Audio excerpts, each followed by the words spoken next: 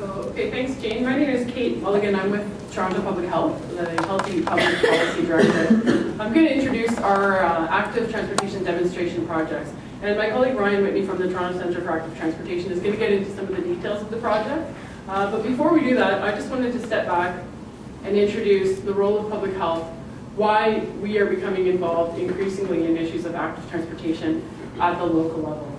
So I'm going to tell you a little bit about the principles underpinning our work, the research questions we have for these projects, and then briefly introduce the project before Ryan gets into some of the details. Over the last several years, we've produced a series of reports about the public health impacts of active transportation and transportation systems in general. We know that active transportation is good for public health.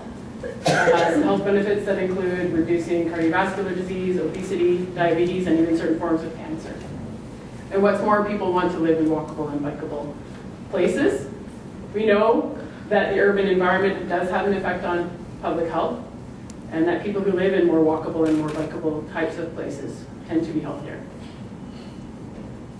We know that active transportation is an important part of an overall healthy transportation system that also includes good transit, and that's affordable, accessible, and reliable. And we also know, particularly from examples in other jurisdictions, that certain kinds of targeted infrastructure changes can have a public health improvement. And this is where we're talking about specific kinds of very local interventions. So about a year ago, in April of 2012, Toronto Public Health released this report called The Road to Health, Improving Walking and Cycling in Toronto. This report was adopted by the Board of Health. Some of you might remember it was somewhat controversial. Yes. One of the recommendations included, for example, lower speed limits in many places across the city.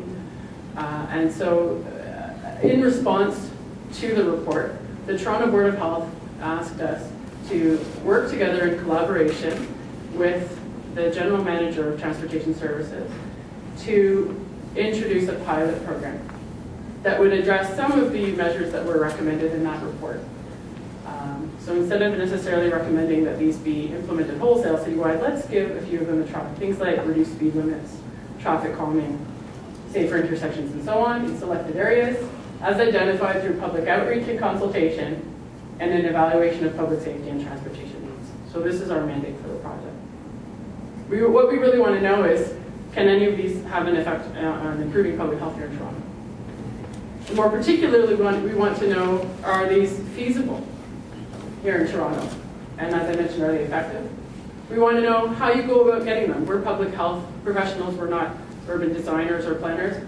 How do you go about making a change in your community? What do you need to do? How do we get communities more active, which is our goal. At public health, our goal is to keep people safe, but also to get more and more people moving. So how do you go about making those changes? What do communities need to know in order to participate not only in walking and cycling, but in advocating for changes and participating in policy processes in their communities?